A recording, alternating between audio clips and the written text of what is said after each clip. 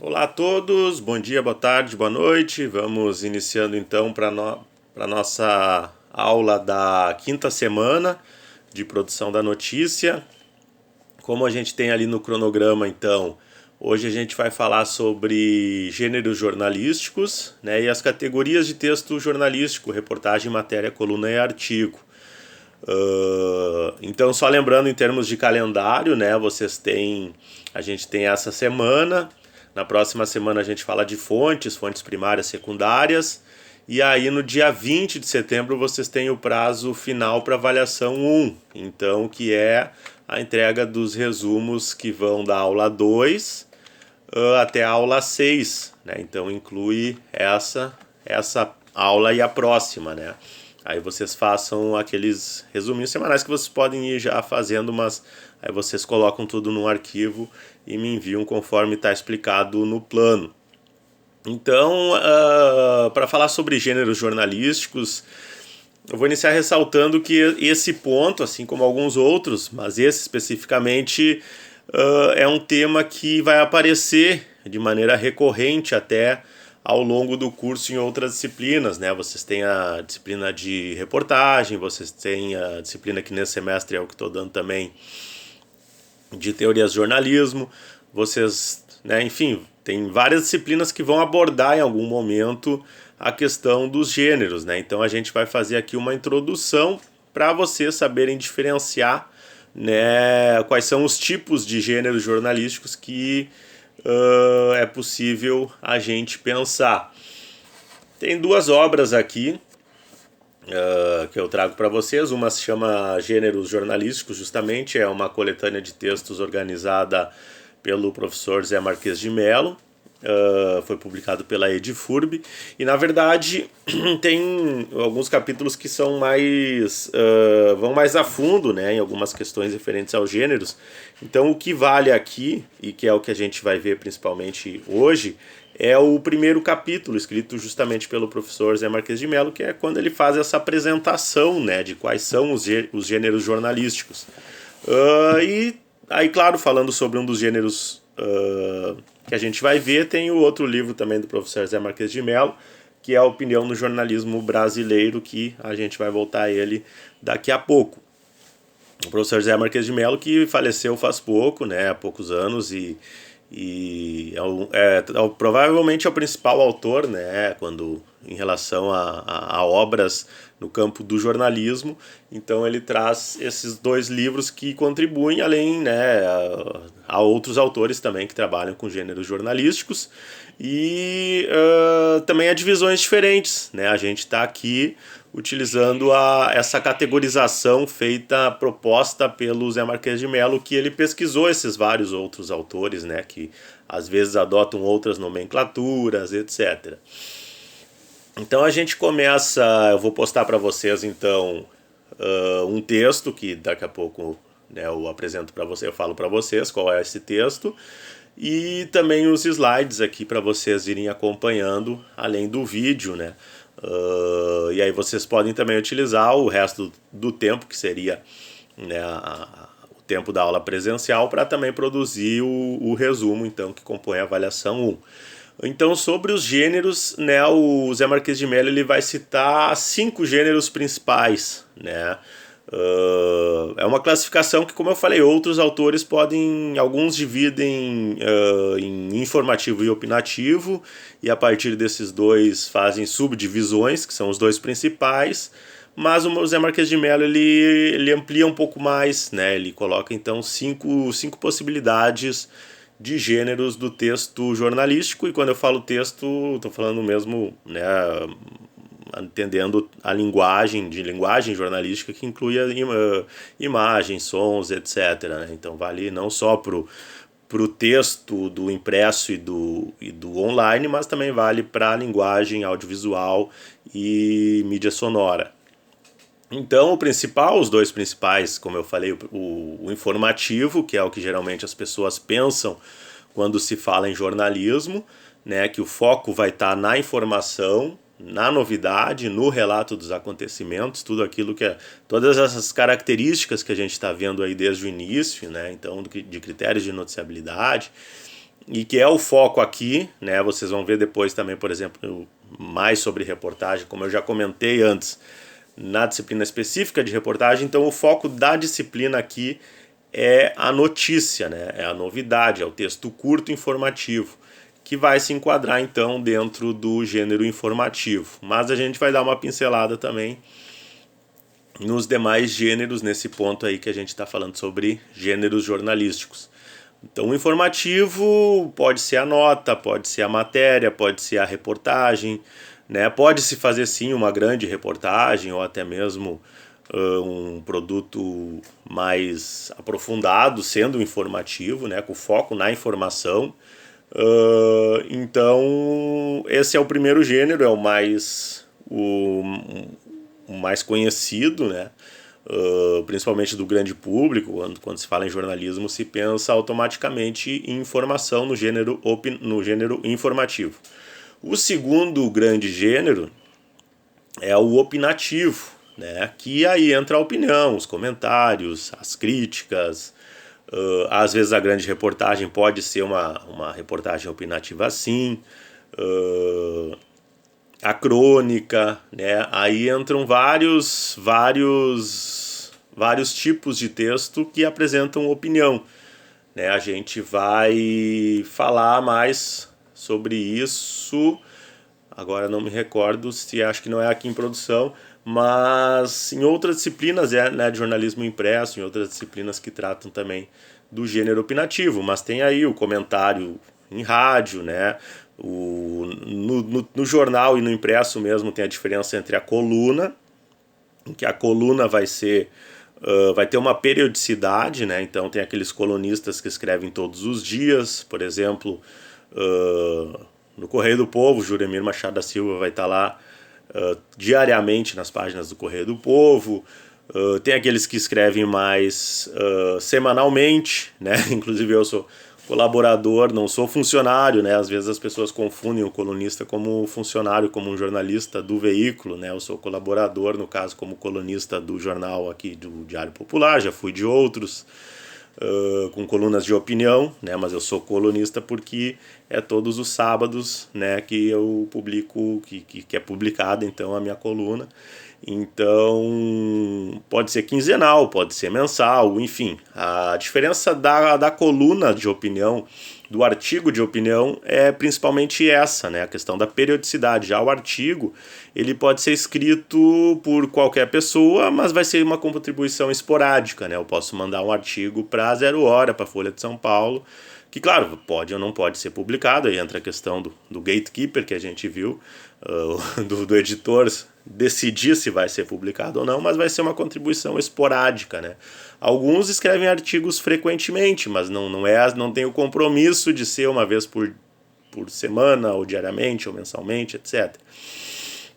E nesses dois casos, tanto da coluna quanto e aí é uma grande confusão quando se fala de se exigir a obrigatoriedade do diploma para a prática da profissão, é que o jornalismo opinativo ele é aberto, o gênero opinativo nos veículos jornalísticos, na verdade, ele é aberto, não é necessariamente escrito por um jornalista, né? Então tem tanto aqueles repórteres mais antigos, geralmente, que viram colunistas, né, jornalistas, enfim, que em algum momento acabam escrevendo colunas, até como é o meu caso, por exemplo.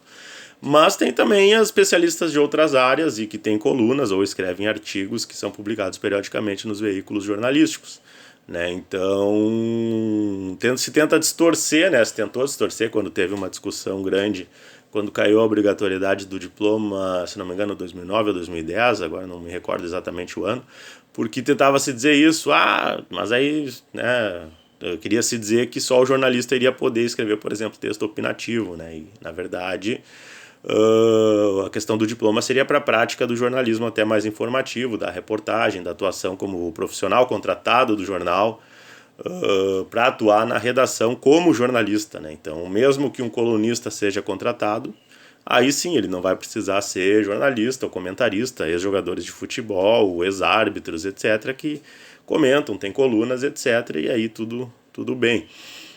Então se faz muito essas confusões, né? Tem também a crônica, né?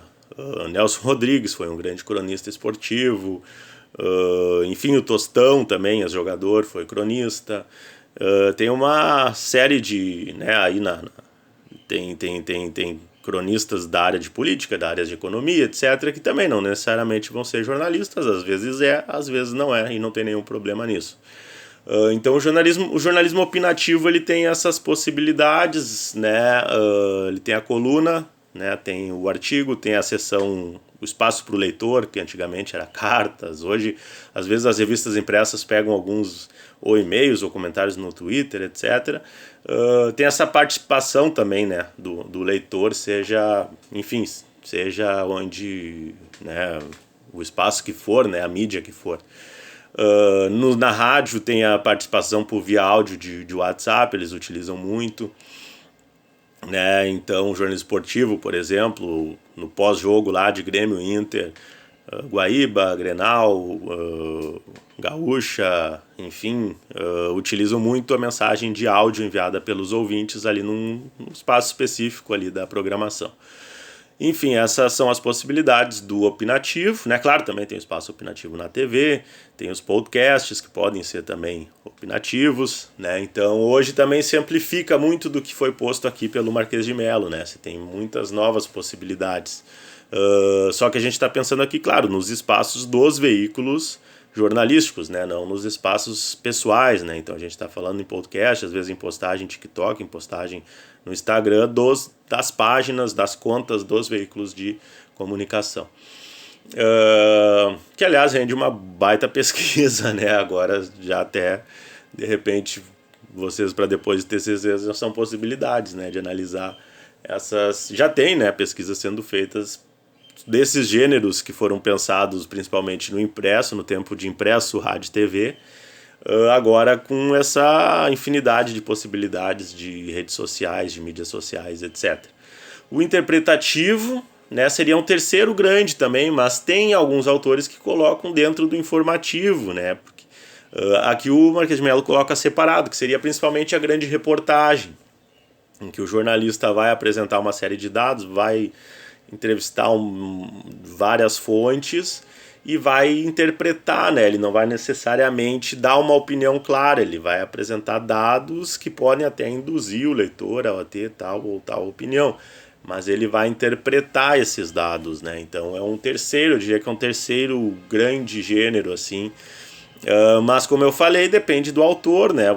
Depende do autor, a questão depois acadêmica, se vocês forem escrever um artigo falando de gêneros, claro, vocês vão ter que dizer se é conforme o Marquês de Melo, que é essa divisão, se é conforme algum outro autor que, como eu falei, pode colocar o interpretativo dentro do informativo e assim por diante. Ou até dentro do opinativo, é por isso que o Marquês de Melo botou como um terceiro gênero, porque o interpretativo, de certa forma, também pode ser lido como um opinativo, né? Só que sem evidenciar tão claramente a opinião, né? Então eu acho que por isso que, né, essa classificação do Melo é a mais, eu considero a mais pertinente, é a que a gente está trabalhando aqui. Tem aí o utilitário, que daí é aquele texto que também, como eu falei, por isso tem alguns que vão colocar essas informações lá no informativo, principalmente. Né, que o utilitário seria aquele espaço de cotação de moeda, preço de mercadorias, previsão do tempo, que é um espaço importante e muito consultado, mesmo tendo as possibilidades de aplicativo do celular, que tu entra ali e olha, mas por exemplo, a previsão nos telejornais, geralmente o apresentador, ele não fica só em dizer se vai chover ou não vai, né, às vezes dá mais detalhes e, né, às vezes dá dicas, dá informações, interpretações, etc. Então, esse seria o utilitário, que seria esse caráter principalmente de serviço público, né? Nos programas de rádio eu lembro que tinha, depois do noticiário, acabavam as notícias, tinha o setor de utilidade pública, né? Daí se dizia lá, foi encontrado o documento tal e tal, tá disponível na recepção da rádio ou na polícia, enfim. E até uma vez eu comentei, viajando de carro, eu peguei uma rádio de uma cidade pequena, né, que estava dando o nome das pessoas que estavam internadas no hospital, né? Quer dizer, algumas rádios ainda praticam, né, algum serviço de utilidade pública, mesmo com a internet, acaba sendo às vezes o diferencial que faz com que as pessoas daqueles locais continuem ouvindo a rádio, né? Às vezes mesmo que seja no celular, independente do suporte, né? Mas é que dá audiência, né? Essa informação que não vai estar em outros lugares. Então esse é o gênero utilitário, né? E o diversional é o último, então, que teria essas informações literárias, entretenimento, né? Horóscopo, programação da TV, etc., né? Seria principalmente entraria a questão do entretenimento, né? Mas poderia entrar aqui, por exemplo, se fosse pensar em tempos atrás, hoje, né? Claro, pode sempre ter aqueles veículos mais retrô, mais alternativos que podem fazer, mas o folhetim, né? O romance folhetim entraria, né? Também às vezes dicas de livro, né, informações literárias, de filmes, etc., entraria aqui nesse gênero diversional. Que aí eu também, né, acredito que o Marquês de Mello colocou esses gêneros separados porque eles podem ser interpretados em alguns momentos como informativo ou como opinativos. Não tem como cravar, por exemplo, que uma sessão de livros, né, de um veículo que vai dar notas, vai dar estrelinhas, etc., é difícil porque é subjetivo, né? Pode entender como informativo, porque está passando a informação, etc., mas a partir do momento que tem as estrelinhas ou que tem uma avaliação dizendo se o livro é bom ou é ruim, também é opinativo, né? Então, na verdade, seriam tipos de texto que às vezes ficam num limbo, e o Marquês de Mello fez essa divisão que é a mais completa, né? Porque aí ele pode ser ao mesmo tempo informativo e diversional, ele pode ser ao mesmo tempo opinativo e diversional, né? Ele pode ser tanto interpretativo quanto opinativo, né? Então esses gêneros também não são excludentes, né? O que seria aqui possível de se fazer é de ver qual é o gênero que fica mais evidente, que que é mais perceptível, né? Para fazer essa categorização, para fazer essa classificação dentro desses tipos de gêneros. Então eu vou colocar um texto para vocês aqui que é da Camila Escudeiro, né, em que ela escreveu um artigo que se chama A Construção dos Gêneros Jornalísticos a partir das sequências e marcas textuais. É um texto que foi apresentado no Intercom Regional Sudeste em 2013 e ele traz, né, a autora na época era doutoranda, né, hoje já é doutora, mas ela traz então essas reflexões sobre os gêneros jornalísticos, né? Então, além de trazer a pesquisa dela, ela traz aqui na página 2, principalmente, um item aqui em que ela vai falar sobre os gêneros jornalísticos, citando tanto Marquês de Mello quanto outros autores, né? E aí depois ela apresenta as sequências tipológicas dentro dos gêneros jornalísticos, então ela vai aprofundando e, claro, depois ela vai trazer o objeto da pesquisa dela, mas a sugestão minha é que vocês leiam ele completo, até também para já irem se familiarizando com o tipo de texto acadêmico, de pesquisa, etc., que vocês vão ter que fazer depois em outras disciplinas teóricas, e que é importante também para a formação de vocês, né, obviamente, para ter também um embasamento teórico, né, além da questão prática. Aqui na página, por exemplo, da 10 ali em diante, ela vai colocar os gêneros, né, do objeto que ela está analisando. Então, gênero informativo, notícia, opinativo, esqueci até de falar, apareceu agora aqui, o editorial, que representa a opinião do veículo, né? Então não é a opinião do editor, não é a opinião do repórter que está escrevendo, é a opinião do veículo sobre um determinado assunto, que pode ser escrito, geralmente ele não é assinado, ele é escrito como editorial mesmo, e em jornais que eu trabalhei, geralmente era o editor, óbvio, que escrevia, mas dependendo do assunto, eu lembro uma vez que eu fiz uma matéria que era de certa forma bem técnica, envolvendo questão de abastecimento de água no município, etc. Então tinha muitos detalhes assim, e estava complexo pro editor captar o sentido, mas era o principal assunto, porque envolvia o abastecimento de água no município. E aí eu escrevi, né? Eu não era o editor, eu era repórter, mas aí eu escrevi o editorial, né? O editor solicitou para que eu escrevesse o editorial sobre aquele assunto, porque eu estava por dentro. Então acontece, às vezes acontece até, eu lembro de editoriais na Zero Hora que eram assinados pelos editores, também escrito a mais de uma mão, né? Escrito às vezes assinado por 3 editores, né? Então, mas é um espaço opinativo também, que acabou passando ali quando eu falei do gênero opinativo. Então, textos de caráter informativo, que é o que mais interessa aqui para a disciplina. Então, a gente vai ver os tipos de texto informativo, que é o que se relaciona com a notícia, né? Então, tem a nota. A nota vai ser um texto curto, meramente informativo. Então, geralmente também não vai ter a declaração de fontes. Eu coloquei aqui, por exemplo, um exemplo de 2017, enfim, mas o que vale aqui é o texto. Né? Começou o prazo para entregar o imposto de renda 2017, o último dia será 28 de abril, quem entregar com atraso terá de pagar multa de 1% do imposto devido ao mês. O valor mínimo é de R$ 165,74 e o máximo é de 20% do imposto devido. Daí no site estava lá, faça aqui o download do programa para declarar o IR 2017. Então é isso, não tem ali, conforme o Ministério da Fazenda, conforme o ministro tal, conforme... Não tem nada disso, é informação pura, né, uma nota, é só a informação mesmo, né, do que é para fazer, o que, o quando, onde, etc., né, mas não tem declaração de fonte, etc. Essa é a nota, né, um texto bem curto mesmo e totalmente informativo, né, então, prazo de inscrição para o Enem, né, uma nota, claro, pode-se fazer uma matéria falando de quantos candidatos, se houver aumento, se houver redução, etc., uma reportagem, mas tem a possibilidade da nota, que aí é só a informação, né, então... Uma nota acontecia muito no Correio do Povo, dos anos 90, no impresso, que a última página era do esporte.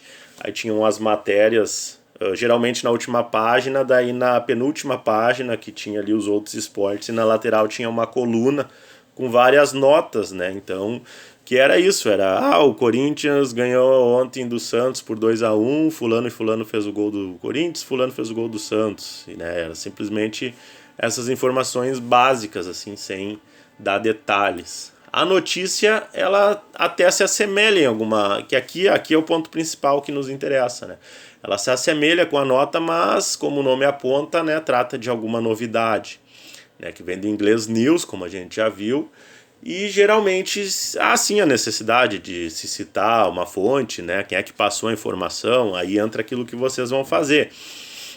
Né? Então, vocês estão falando que, por exemplo... vamos supor, teve um número X de novos casos de Covid no município de vocês na última semana. Então, vocês vão ter que passar a informação de quem, né? Quem é a fonte que passou essa informação? É a Secretaria do Município? É o Governo do Estado, né? Então, tem a necessidade de dizer quem está passando aquela informação, porque não foi vocês que foram lá no hospital bater de porta em porta, ver, né, quantos casos teve, etc. Vocês pegaram essa informação de alguém, né? Então, geralmente é até utilizado conforme, tarará, né, segundo Secretaria de Saúde do município, né? Não necessariamente se usa as aspas, como a gente vai ver mais para frente, mas se cita sim a fonte de informação. Tem aqui um exemplo do G1, né? Também não é desse ano, mas que ilustra isso, uma notícia bem relacionada a algo bem factual, né, que é acidente de trânsito, né? Então essa notícia vai dizer: um jovem de 19 anos morreu em um acidente no final da manhã deste domingo na MGC 122, próximo a Capitão Enéas, de acordo com a Polícia Militar. Então, já tem a citação de quem passou a informação, né?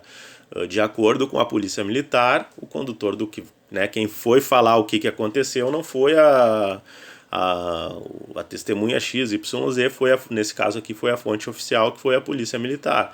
O condutor do carro perdeu o controle da direção, saiu da pista e bateu em uma árvore. Ele estava sozinho no momento do acidente. Com o impacto da batida, o veículo ficou destruído. De acordo com a polícia, o condutor da caminhonete com placas de Mato Verde, seguia no sentido de Janaúba para a BR-251. As causas do acidente serão investigadas. O acidente aconteceu por volta das 11h50, na altura do quilômetro 200. O Corpo de Bombeiros foi chamado para o desencarceramento da vítima. Socorristas do SAMU atestaram o óbito da vítima, né? Então já traz mais detalhes, traz mais informações, cita a fonte, quem é que passou a informação, né? Então esse é o principal, é o que nos interessa mais aqui, né? Esse texto informativo, curto, mas não tão curto quanto a nota e nem tão grande quanto a reportagem, né? Então, no caso da entrega de vocês, tem ali o tamanho, né, da notícia que vocês devem escrever, mas observem essas características e leiam notícias nos veículos de comunicação para vocês irem observando essas características e a linguagem jornalística, né, que a gente vai falar sobre isso mais para frente, mas vocês já podem ir lendo para ir se familiarizando, né, e vai facilitar muito na hora de vocês escreverem os títulos, o verbo que é utilizado, etc.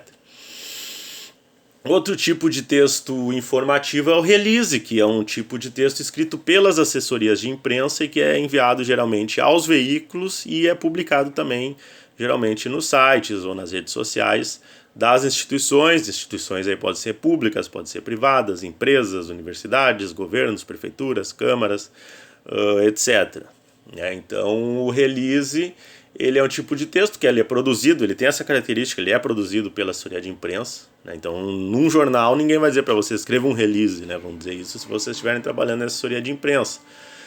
Já formatado, geralmente ele é feito já formatado para ser publicado, né? Então, e aí tem a importância do lead, que a gente vai ver mais para frente, o lead, que é daquela questão do espaço, né? Então, muitas vezes tem que se respeitar de se colocar as informações principais no início, porque às vezes, por questão de espaço, o jornalista lá do jornal vai cortar, né, o final do texto, às vezes para entrar no espaço, no jornal impresso, por exemplo.